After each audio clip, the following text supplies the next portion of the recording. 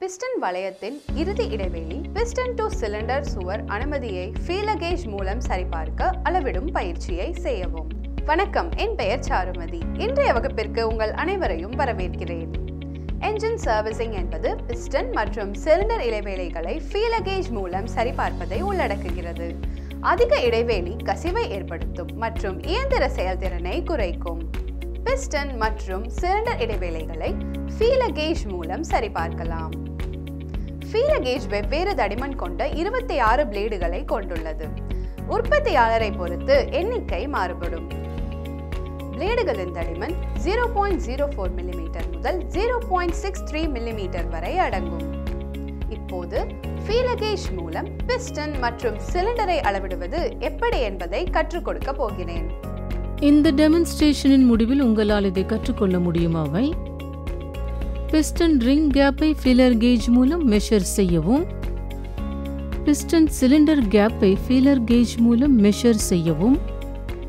தேவையான டூல்ஸ் மற்றும் இன்ஸ்ட்ருமெண்ட்டுகள்: feeler gauge, piston feeler gauge, தேவைப்படும் எக்யூப்மெண்ட்டுகள் மற்றும் ஸ்பேர்கள்: cylinder block, piston, piston ring. தேவையான மெட்டீரியல்கள்: banian waste, lubricating oil. Automobile engine ஆனது சிலிண்டர் மற்றும் பிஸ்டன் அரேஞ்ச்மெண்ட்டை கொண்டுள்ளது.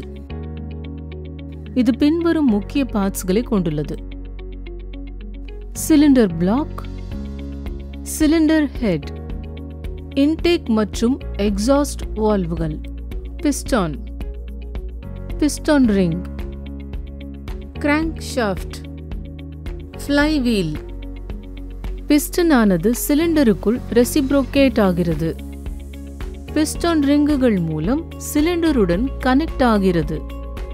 பிஸ்டன் ரிங்குகளின் பிரைமரி ஃபங்க்ஷன் ஆனது கம்ப்ரஸ்ட் ஏர் ஃபியூயல் மிக்சரை ரிங்குகளை கடந்து கிராங்க் கேஸில் லீக்கேஜ் ஆகுவதை தடுக்கும் ஒரு சீலை உருவாக்குவதாகும். இருப்பினும் நீண்ட கால பயன்பாட்டில் இந்த பிஸ்டன் ரிங்குகளின் வியர் அண்ட் டியர் அவற்றின் எஃபெக்டிவ்னஸை காம்ப்ரமைஸ் செய்யலாம். இது கம்ப்ரஸ்ட் ஏர் ஃபியூயல் மிக்சர் ஆனது கிராங்க் கேஸில் சாத்தியமான லீக்கேஜ்களுக்கு வழிவகுக்கும். இதனால் பவர் லாஸ் ஏற்படுகிறது. அத்தகைய சூழ்நிலைக்கு ரெஸ்பான்ஸ் செய்யும் விதமாக டெக்னீஷியன் ஆனவர் அதன் காம்போனன்ட்களை முழுமையாக இன்ஸ்பெக்ட் செய்வதற்காக இன்ஜினை டிஸ்மேண்டில் செய்கிறார்கள். பிஸ்டான் ரிங் எண்ட் பிளே மற்றும் பிஸ்டான் ரிங் கிளியரன்ஸ்களை ஃபீலர் கேஜ் மூலம் எவ்வாறு செக் செய்யலாம் என்பதை இப்போது கற்றுக்கொள்ள போகிறோம். பிஸ்டான் ரிங் எண்ட் கேப்பை மெஷர் செய்தல். சிலிண்டரில் ஒரு கம்ப்ரெஷன் ரிங்கை ஸ்கொயராக வைக்கவும். ரிங்கின் அடிப்பகுதியில் அதை தள்ளி பிஸ்டனின் ஹெட் வரை அதை கொண்டு வரவும்.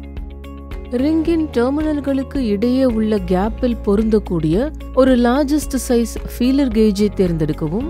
இதுதான் ரிங் கேப்.